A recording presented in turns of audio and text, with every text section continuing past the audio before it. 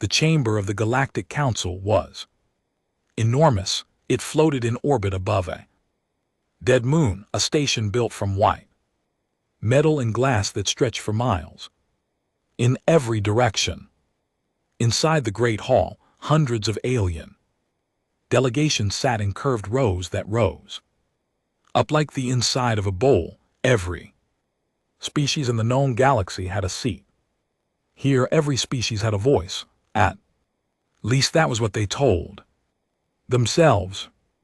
Una stood at the human platform near the bottom of the chamber. She was a tall woman with sharp eyes and dark hair pulled back tight. She had served as Earth's ambassador to the Council for 11 years, and before that she had spent 20 years in diplomacy across 6-star systems.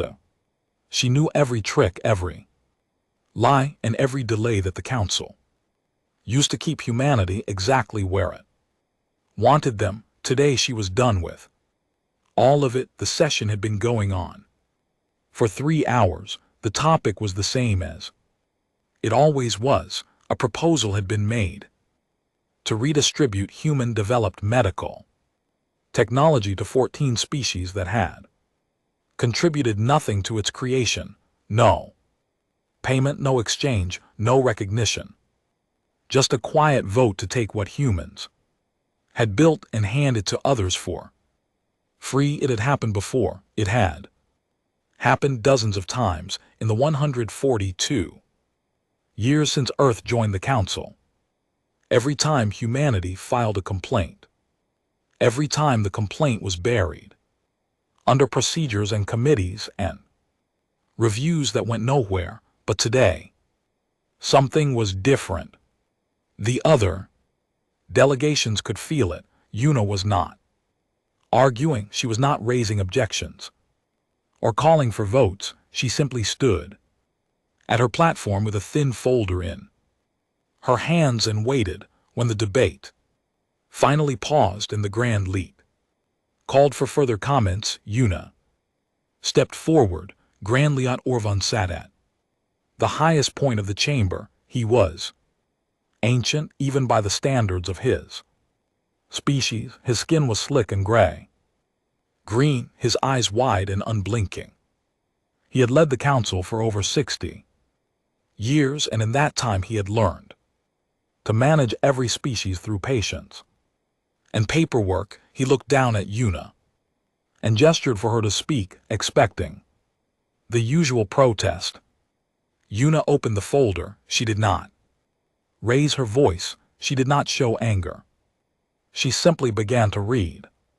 She read out dates. She read out treaty numbers. She read out the names of agreements that the Council had signed with Earth, and then quietly broken, she read out records of backroom deals where alien delegations had agreed in secret to block human petitions before they ever reached a vote. She read out communications between Council officials that proved humanity had been deliberately kept weak, deliberately overtaxed, and deliberately used as frontline soldiers in wars that only protected alien trade routes. The chamber went very quiet. She read for 20 minutes. Every document was verified. She had spent years collecting this evidence, and she laid it out with the calm patience of someone who had already made up her mind long ago. When she finished reading, she closed the folder and looked up at the Grand Liat.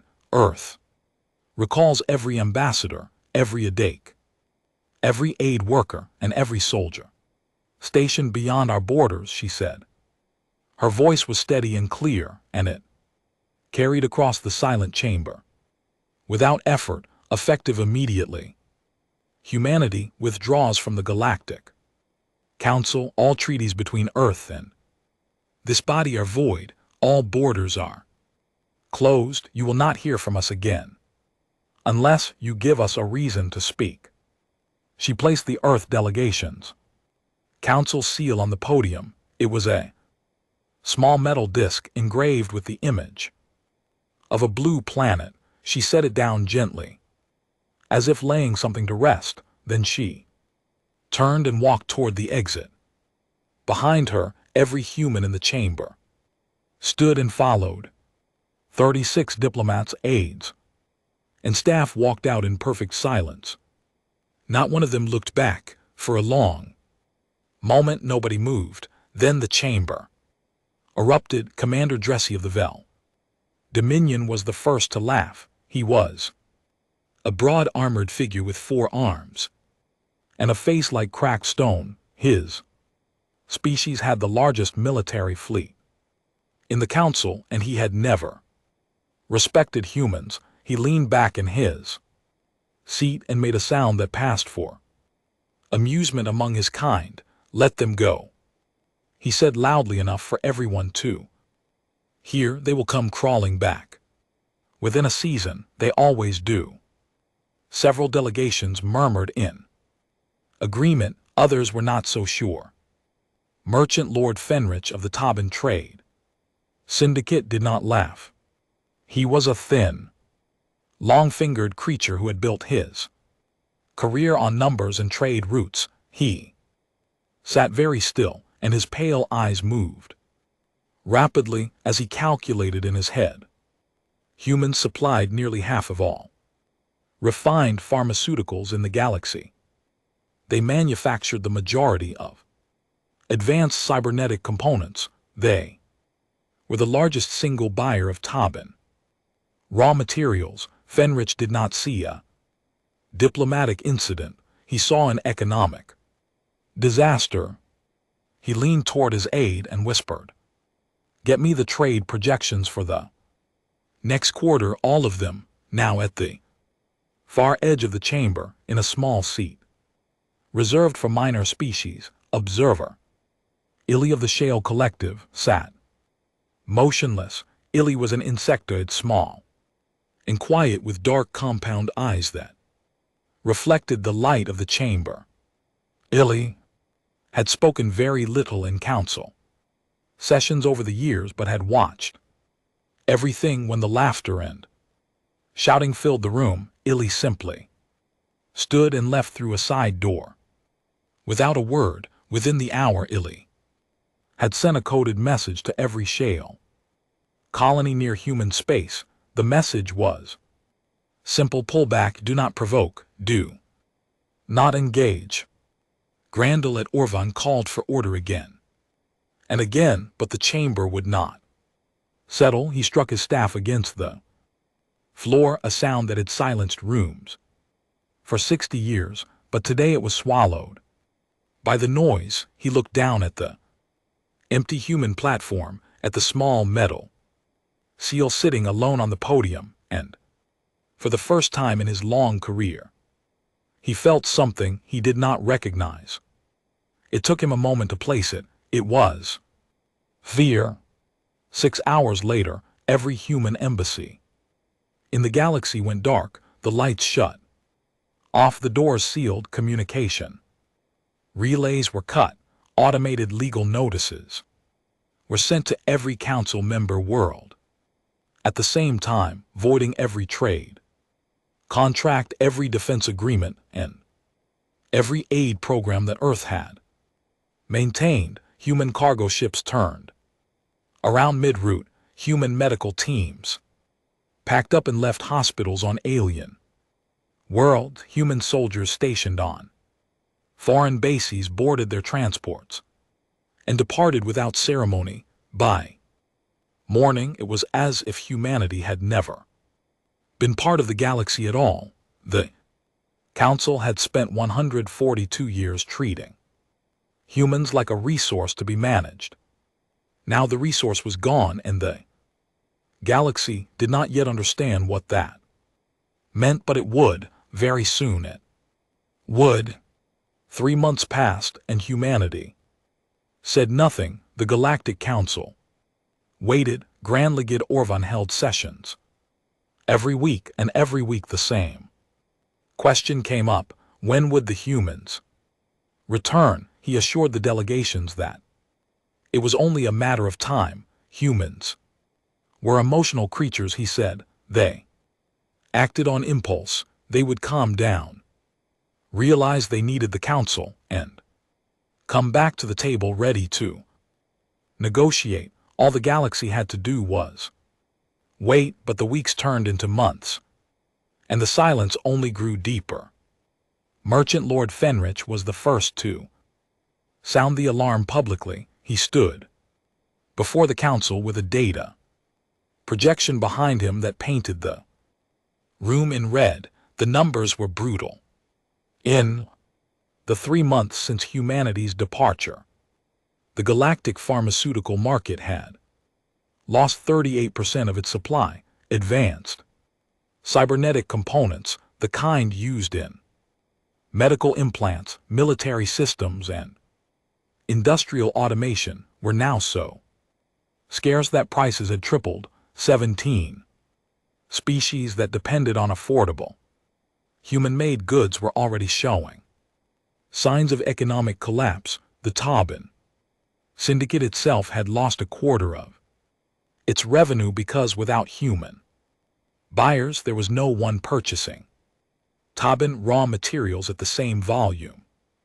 This is not a diplomatic problem, Fenrich said, his thin voice cutting through the chamber. This is a survival problem. If we do not restore trade with Earth within the next 6 months, several of our member species will face famine, industrial failure, or both. Commander Dressy dismissed it with a wave of one of his forearms. Then we take what we need, he said. Humans cannot hide forever. Fenrich stared at him. You want to invade the species that built half our supply chain and expect them to keep supplying us afterward? Dressy did not answer. Orvan called for calm and formed yet another committee. The committee would produce a report. The report would be reviewed. The review would take months. It was the same game the council had always played, except now there was no one left to play it on. Far from the council chambers, deep beneath the Pacific Ocean on Earth, woman named Hana sat in a room filled with screens. She was the intelligence director of Earth's Outer Rim network, and she had spent the last 20 years building the most extensive spy network the galaxy had never heard of. Human agents were embedded on dozens of alien worlds. They worked as traders, translators, engineers, and laborers. They watched, they listened, and they reported everything back to Hana. She saw the economic data before Fenrich presented it. She saw the internal communications between council delegations, the secret meetings, the whispered arguments. She watched as species that had once been allies began to fight over the resources that humanity used to provide freely. She watched as border disputes erupted between the Velith Dominion and the Catherine Empire over mining rights that had never been contested before because human trade had made them irrelevant. Hana compiled her reports and delivered them to Supreme Commander Teju in his office overlooking the ocean. Taja was a man in his 60s with gray hair and a face that showed very little. He had been a diplomat once long ago. He had believed in the council. He had spent 15 years arguing for reform from the inside, and he had watched every argument die in committee. When he finally left diplomacy and entered the military, he carried that patience with him, but he left the faith behind. He read Hana's reports carefully. How long before they try something? He asked. 6 months, Hana said. Maybe less. Dressy is pushing hard for a military response. Orvan is losing control of the council. TJO nodded slowly. Then it is time to show Minu's work to the war cabinet. Minu was a quiet man who preferred machines to people. He had spent the last 30 years leading a project that only a handful of humans knew about. It was called Project Veil, and it was the reason TJO slept well at night. During their 142 years in the Council, humans had done what they always did. They learned every piece of alien technology that passed through human hands was studied, taken apart, understood, and improved. The Council thought they were sharing tools with a lesser species. They were actually handing blueprints to the fastest learners in the galaxy. Project Veil was the result. It was a network of thousands of stealth satellites placed throughout human space. Each satellite carried advanced sensors, communication jammers, warp denial fields that could slow any fleet, to a crawl and targeting systems linked to automated defense platforms hidden in asteroid belts and orbital rings around every human colony. The entire system was invisible to any known alien scanning technology, because Minu had built it using principles that the aliens themselves had not yet figured out from their own science. Minu presented the system to the War Cabinet in a plain room with no windows. He spoke in his usual flat tone, as if he were explaining how a door lock worked, instead of describing a defense network that could stop the combined fleets of the galaxy. If any fleet enters human space without authorization, he said, pointing to a map on the screen, Veil will detect them. At the outer boundary, it will jam their navigation first, then their communications, then their weapon systems. By the time they reach weapons range of any human colony, they will be blind, deaf, and unable to fight. At that point, our fleet can engage or simply wait for them to drift. TJO looked at the map for a long time. Activated, he said, all sectors. It took 2 weeks for the first test to come. Commander Dressy, impatient and arrogant, decided to send a message. He dispatched a patrol fleet of 200 Velith warships toward the human colony of New Busan. It was not an invasion. It was a show of force meant to remind humanity that the galaxy was bigger than they were. The ships were fast, heavily armed, and crewed by soldiers who had been told all their lives that humans were soft creatures who had risen above their station. The fleet entered the outer edge of human space at full speed. For the first few minutes, nothing happened. Then all at once, every screen on every ship went dark. Navigation systems spun uselessly. Communication channels filled with static. Weapon systems locked in, refused to respond. 200 warships, each one capable of leveling a city, drifted through empty space like dead fish in a current. They floated like that for 14 hours. No one came, no one spoke to them. The crews sat in darkness and silence, and for the first time in their lives they understood what it felt like to be completely helpless.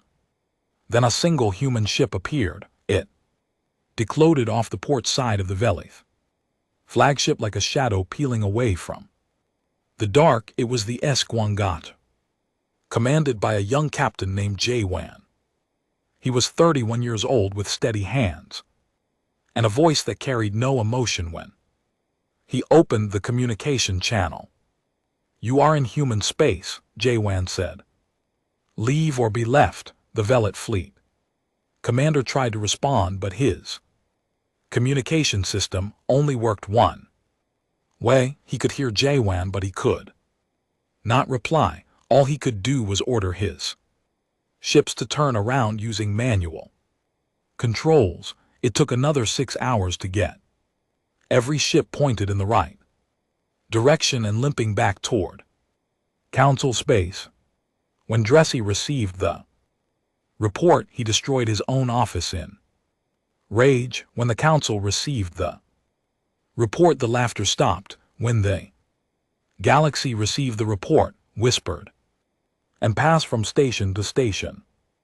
Something shifted. Humanity was not hiding. Humanity was waiting, and whatever they had built in the silence, it was far beyond anything the galaxy had expected. On the bridge of the Guangetto, Juin watched the Vela fleet retreat on his screen. His first officer asked if they should report to command. Jaewon shook his head.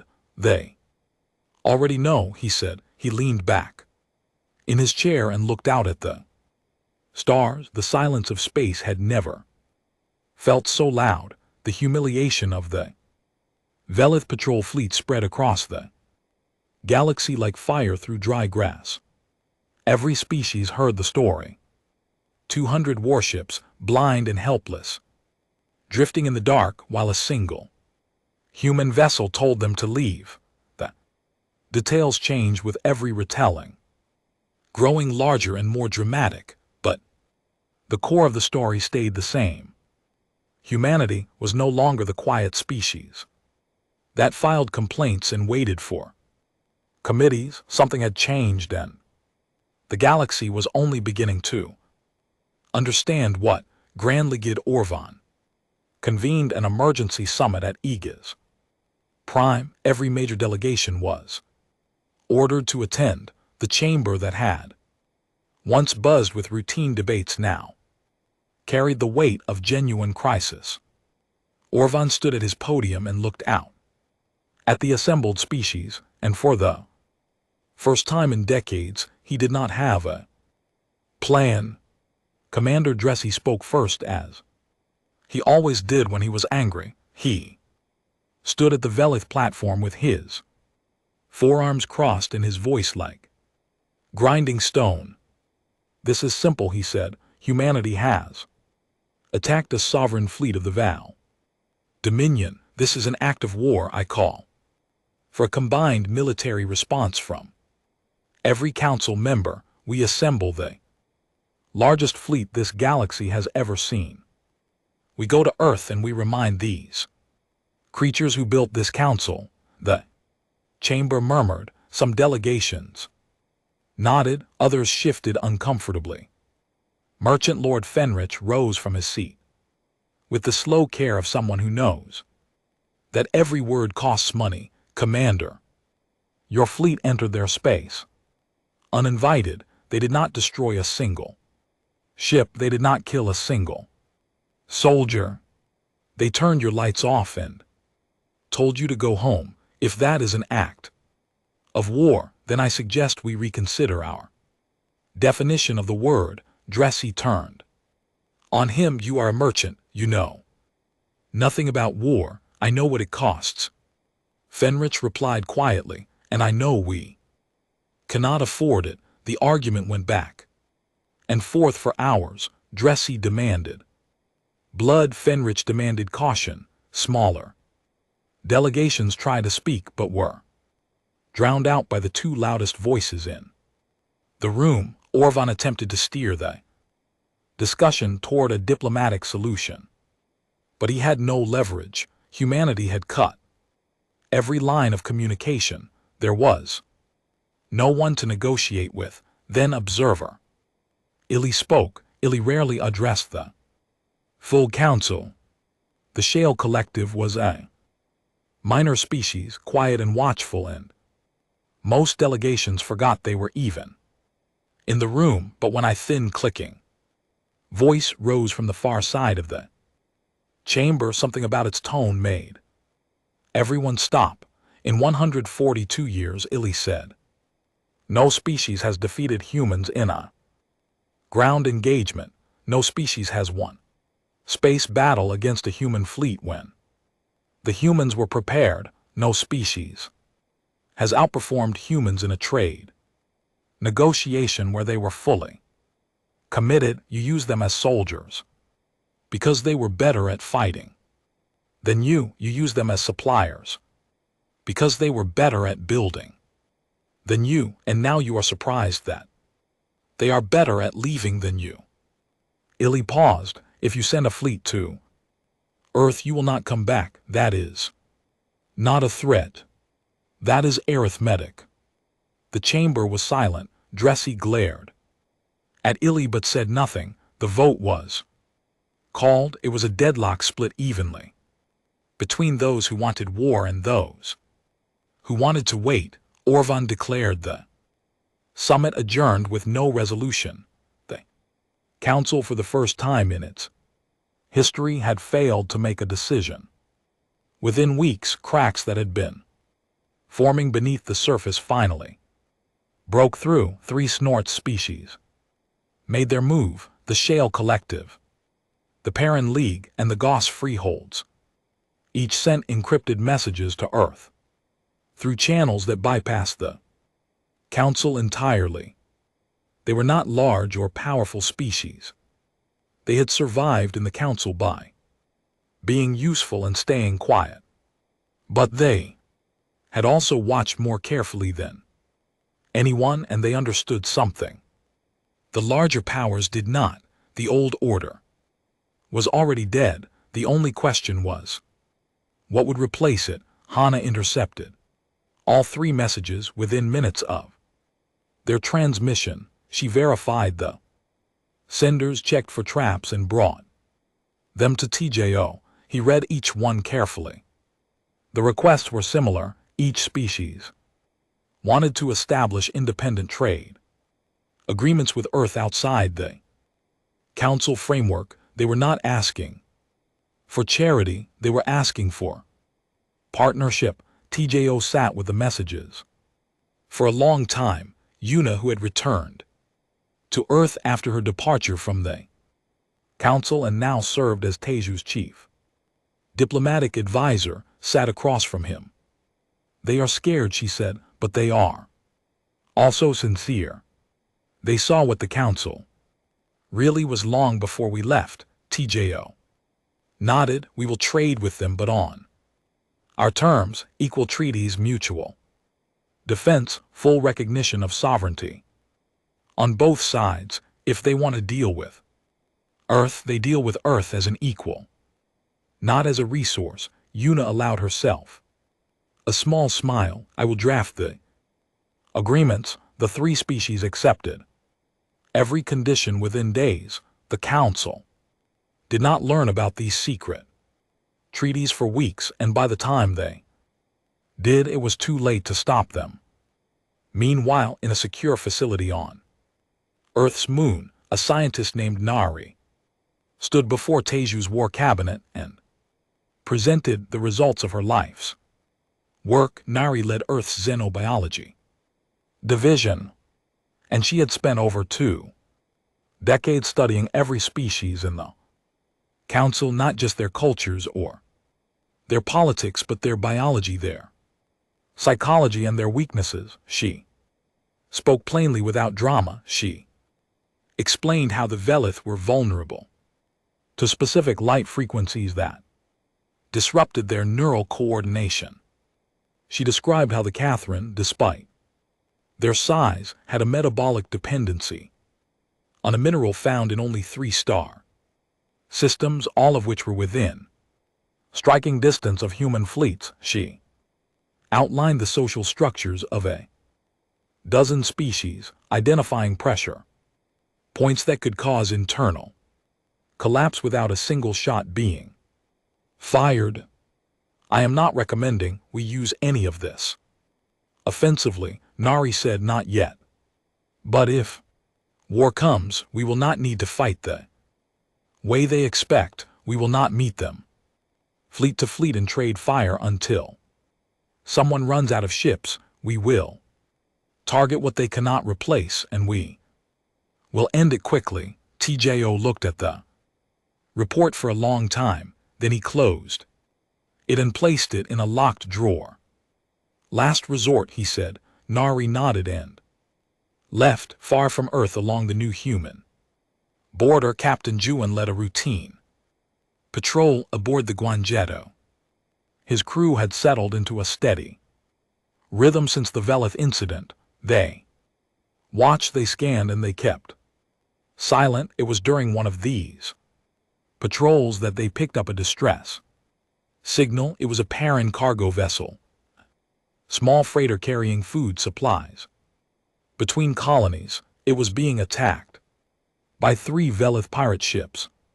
Piracy had exploded since the Council lost its unity. Without human trade stabilizing the economy, desperate groups had turned to raiding, and the Velith military was too busy preparing for a war it had not yet started to police its own people.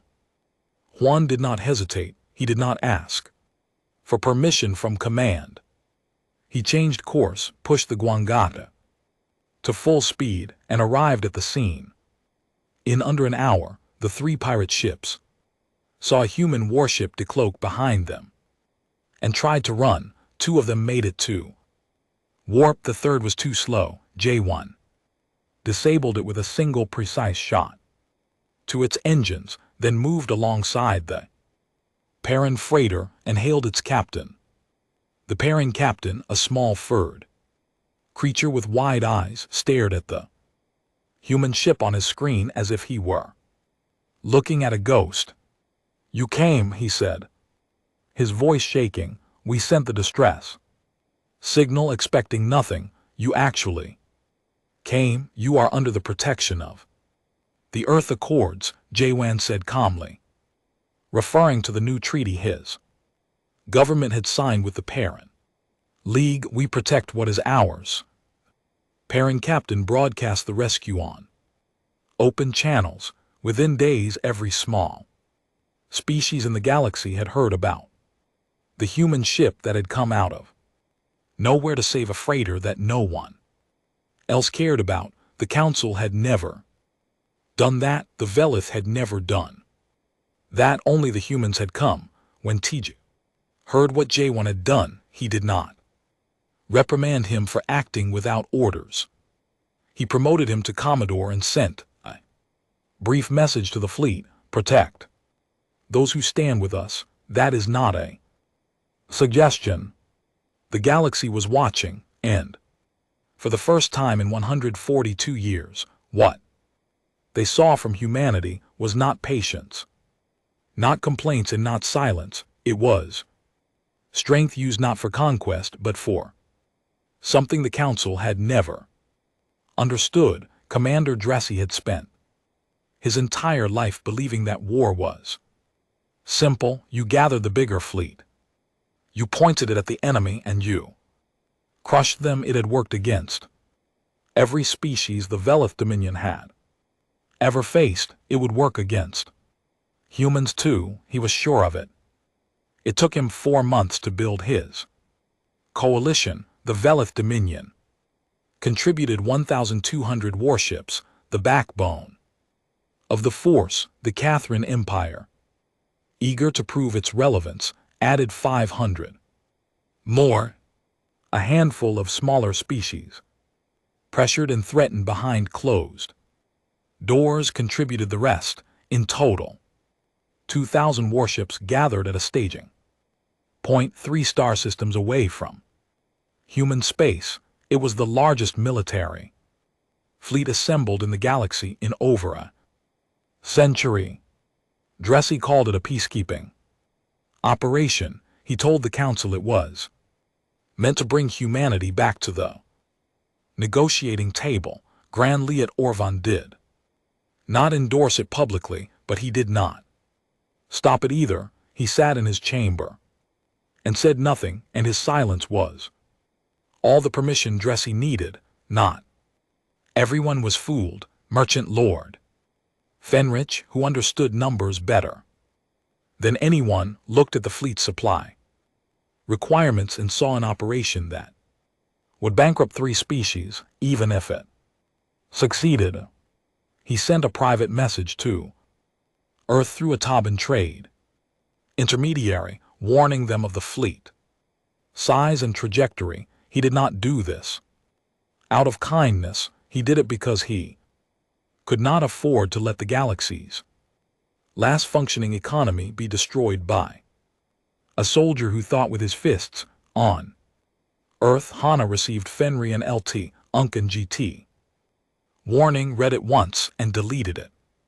She had known about the fleet for weeks. Her agents had been tracking its assembly from the beginning. She had the names of every ship commander, the supply schedules, the internal communications between Dreezy and his officers.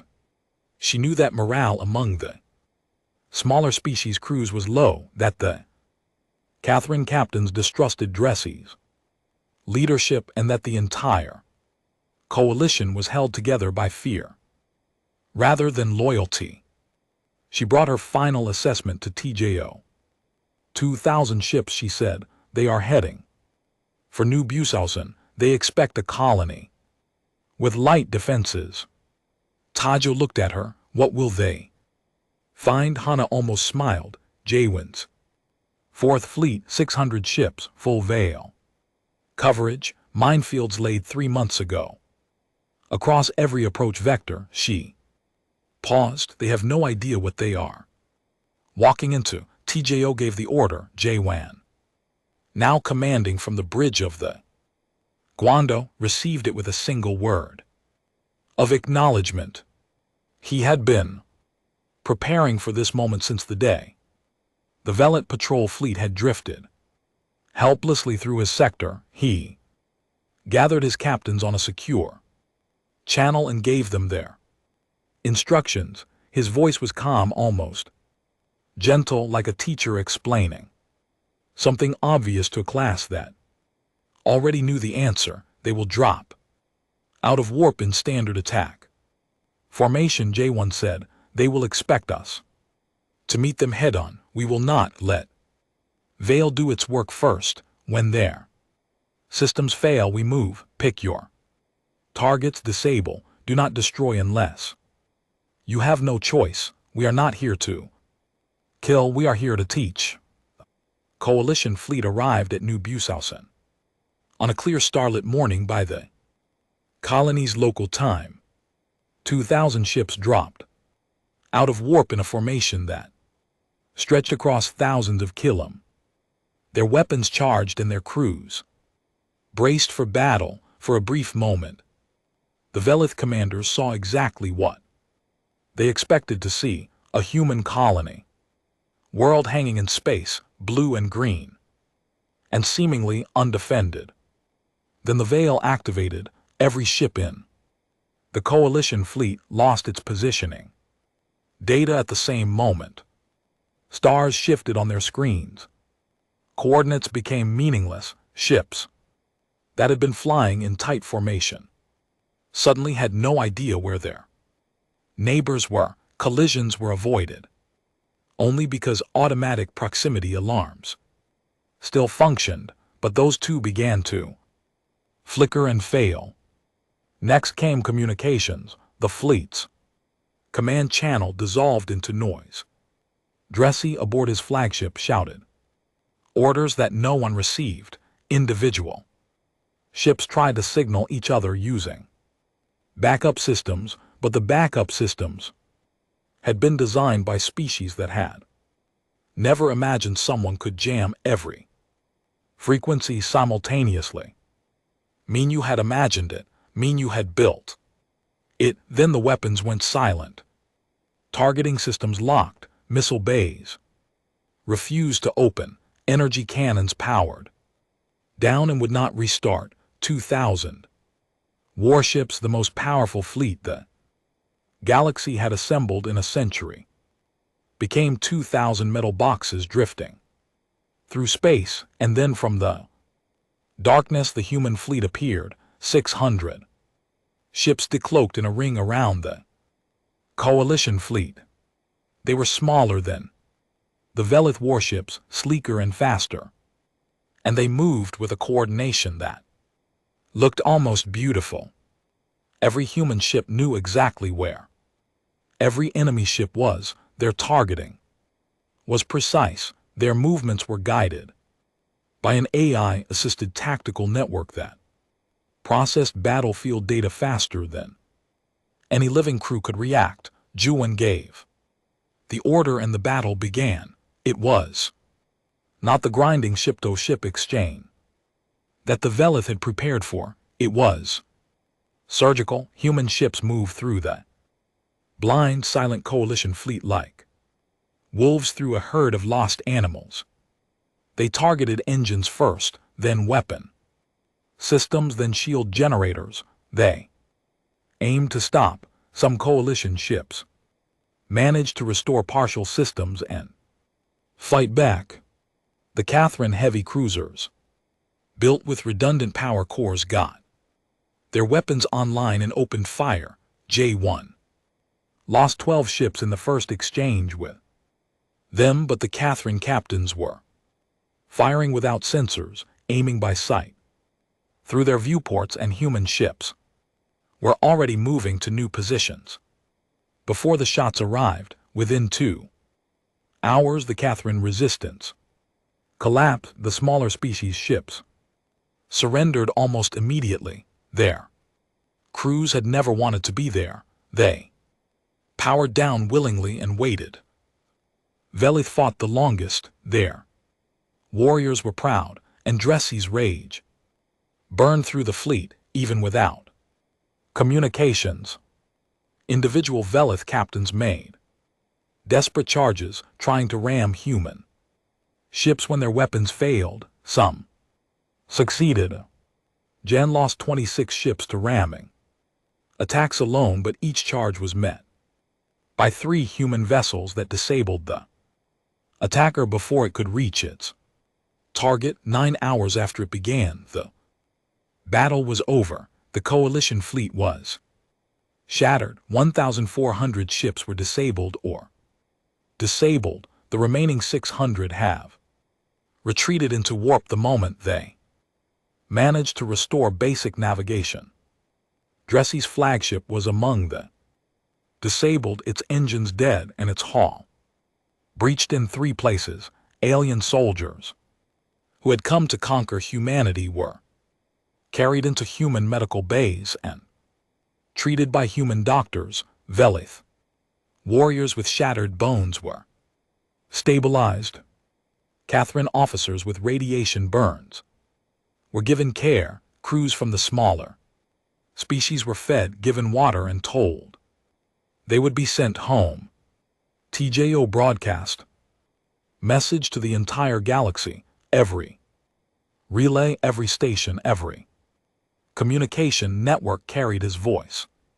We did not seek this war. We will not continue it. Every survivor will be returned to their home world unharmed.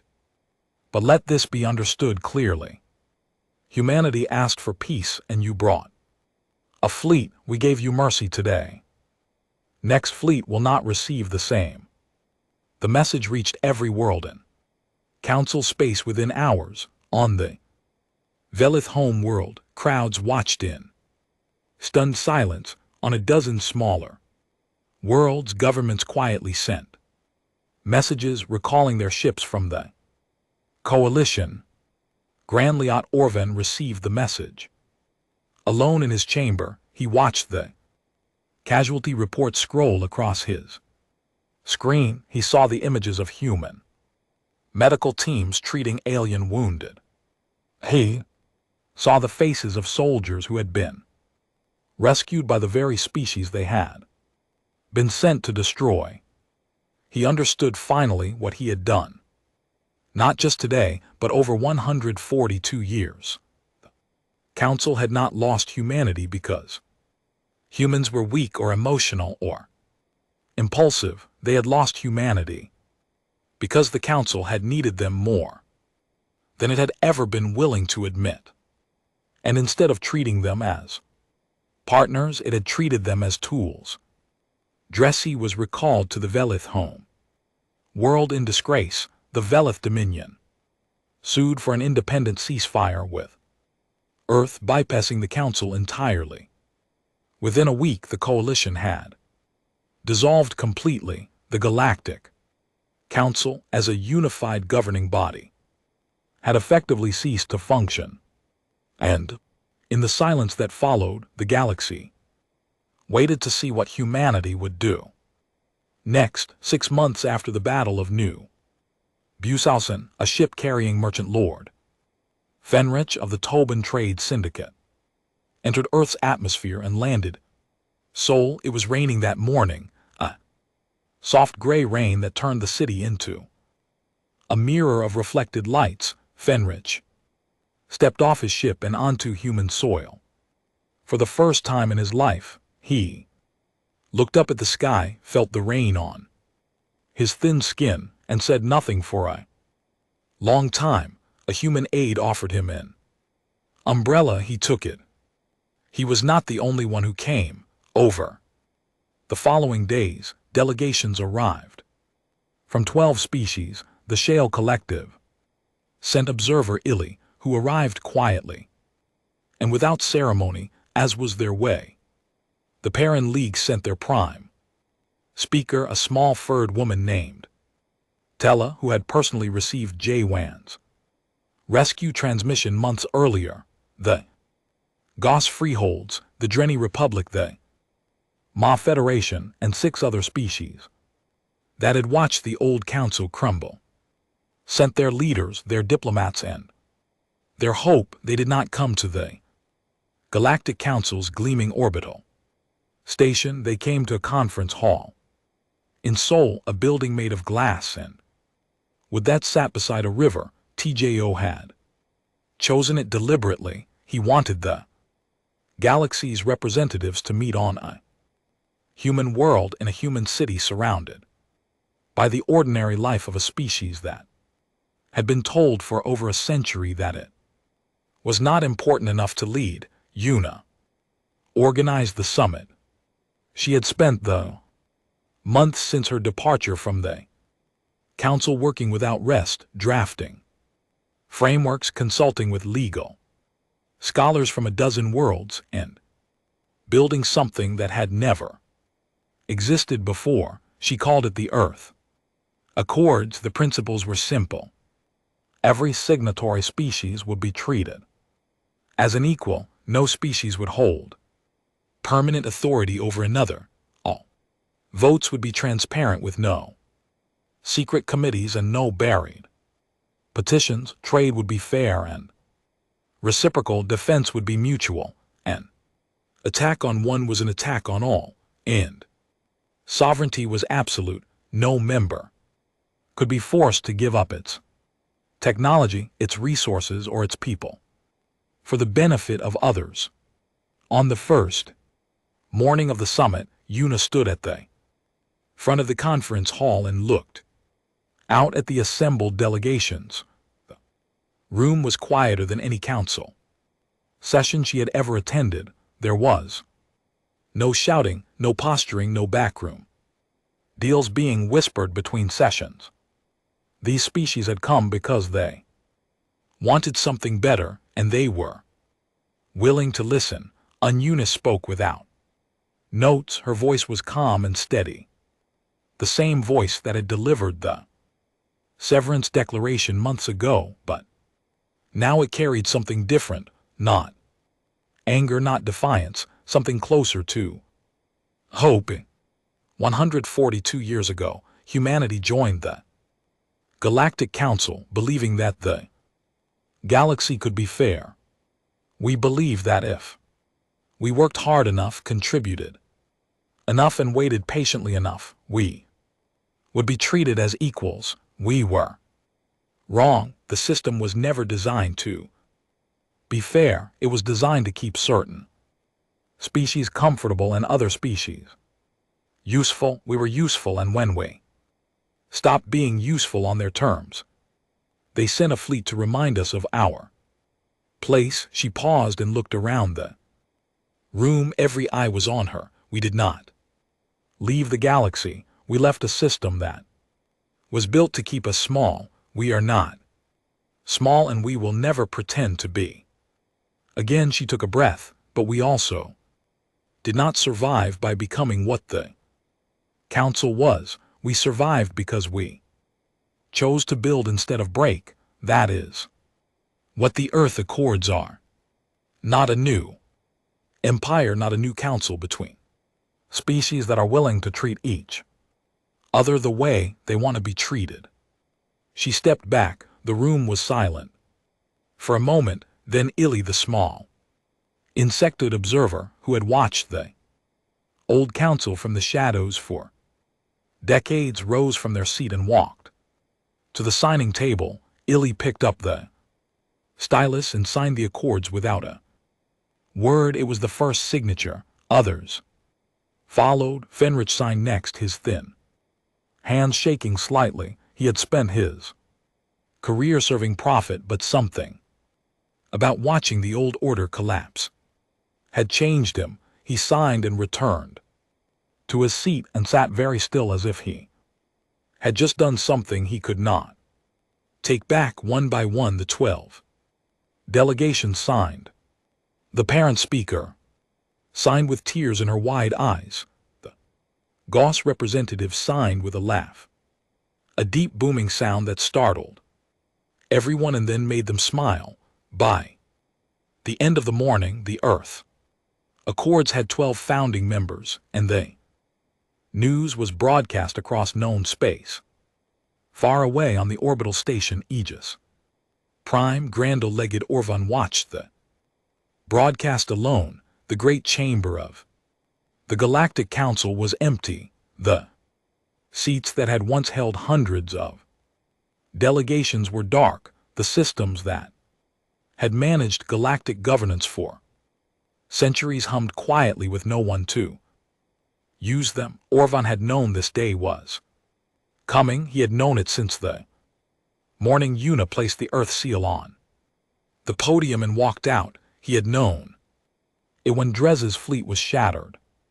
He had known it when species began leaving the council one by one, not in anger, but in quiet resignation, like guests leaving a party that had ended hours ago. He stood at his podium one last time and formally dissolved the Galactic Council. There was no audience.